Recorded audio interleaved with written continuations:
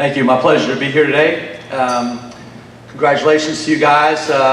Really great accomplishments, and your academics outstanding. So consider Tulane.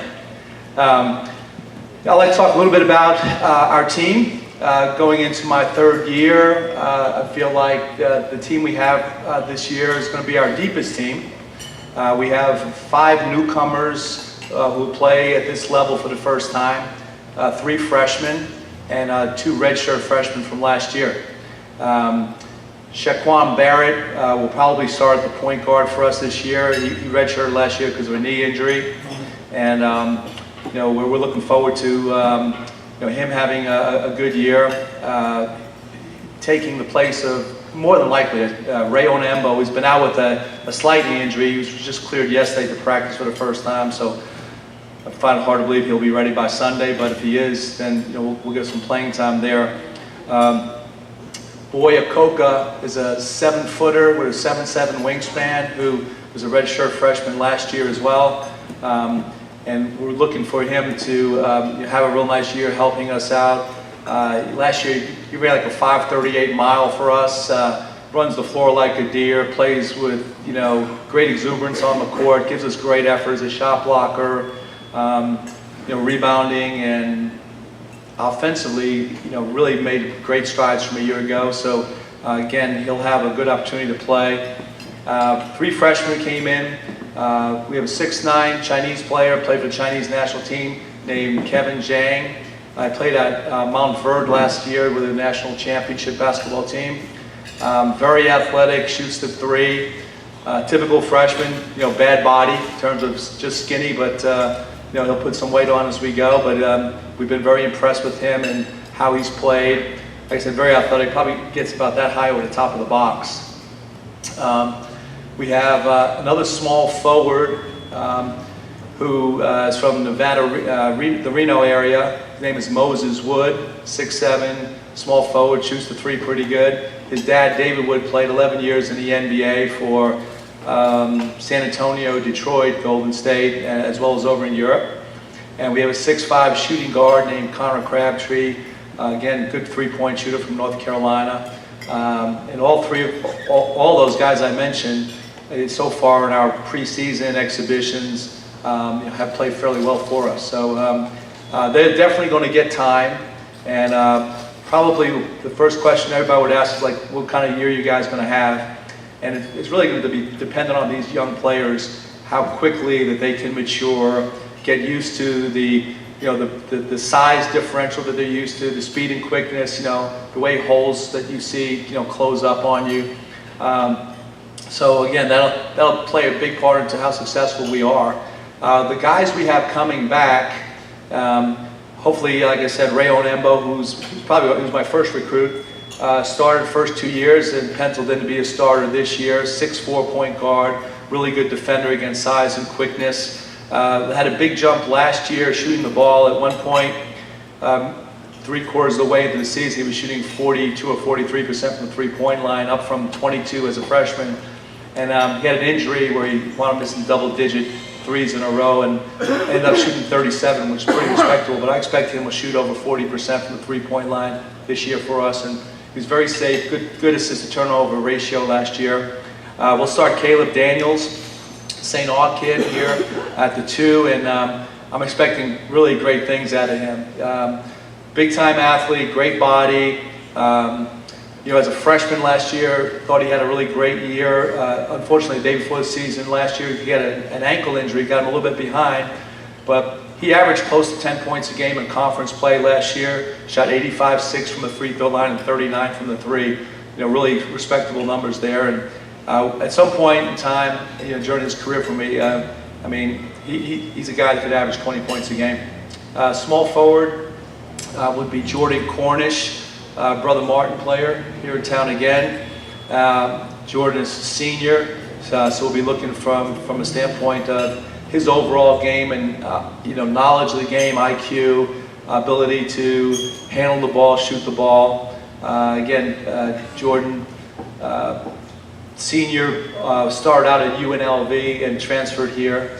So again, we're expecting really a great year from him. Samir Sayich will be our starting power forward.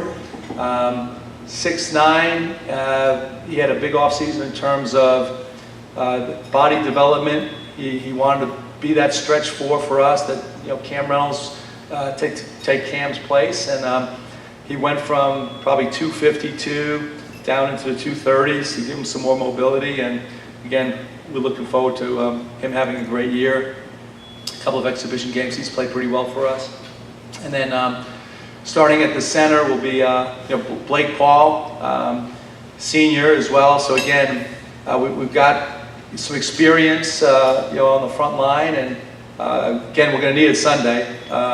Florida State is a very, very big team, ACC team, nationally ranked team. They'll start at the center, 7'4" at the center, 6'10" at the power forward, and then their guards are probably 6'3" to 6'7". So again, playing against really big size, very athletic team that's going to press you and extend their defense against you. So our focus on them basically is making sure that we have great space, that we shorten our passes, set good screens, crack guys open, and really be able to, like I said, by spacing the floor, create opportunities for us offensively. And defensively, we have a little bit of size, and so I'm hoping that we have a pretty good chance to match up with them. Again, a little bit bigger than us, but fundamentally, if we do what we're supposed to do, we look to have a really good game here opening night. At this point, what I'll do is I'd like to open it up for any questions you might have about our team, about the conference, or how I see things, period, NBA-wise or NCAA-wise. Hey, Coach. Right here. Oh, yep, sorry. Right here. Yeah. With your experience in the NBA, do you find that helps you in recruiting? And also, I want to hear your opinion about the one and done rule. Yeah, so it definitely helps my recruiting. Basically, the platform that I came to Tulane that I'm running on basically is that, if you're good enough to get to the NBA, I can get you there. So based on style of play, we played at the fastest pace in our league for 2 years. All NBA plays, everything we do from training camp, on is basically from, my really 20 years, 17 as a head coach, 3 years as an assistant in the NBA, and then 11 years playing in the NBA. But the other part of it is player development, and we've walked the talk. We came in the first 2 years in our league. We've had the most improved player in the league as well. Both those guys are with NBA teams right now. Melvin Frazier left last year after his junior year and signed a 3-year guarantee with the Orlando Magic, which was great. Cam Reynolds was a senior. He graduated, and he got paid some good money to go to Sacramento to go to their training camp, be a part of their D-League team, and he's off to a great start in the D-League.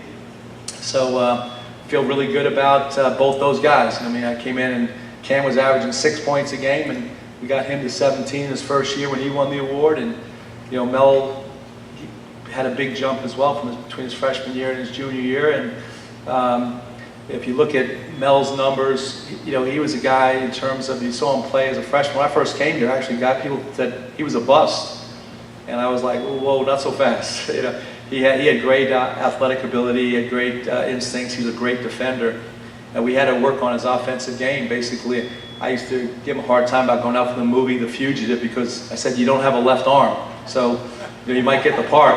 And he took that to heart and really worked hard and got to where he can make plays, pick and roll with his left hand. He can go score the ball with his left hand, and to go along with his great tools to be a great defender. So that's helping my recruiting. We've had a really good recruiting class, I feel like, this year, and we've got really good traction in the next couple of years, and those guys are guys that I would consider have a chance to make it to the next level. In terms of the one and done rule, I've always actually been in favor of letting kids come out of high school, going straight to the pros, because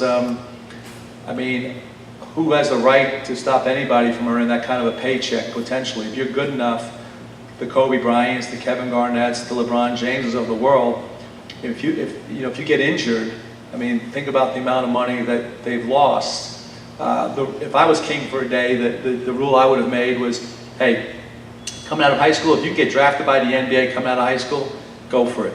But if you can't, then you got to stay at least 2 years, so that everybody gets what they're after. If you're good enough to go, you should be able to go. And then if you're not good enough to go, then you should go someplace and be coached and give yourself a chance, because still what happens right now, we still have a lot of kids who, agents will get to them and they're a little bit naive and they don't understand really where their positioning is, and guys will tell them that they're going to be NBA players. In reality, they know they're not, but they're going to be able to go play in Europe. And as an agent, you can get 10% for Europe and you get 4% for the NBA. So the math works in their favor just as well if they can get kids just to come out and go pro someplace. So that would be my answer. Anybody else? Well, thank you. Come out and see us play. I think for sure we're going to have a really exciting team, and you're really going to like our guys. Appreciate you.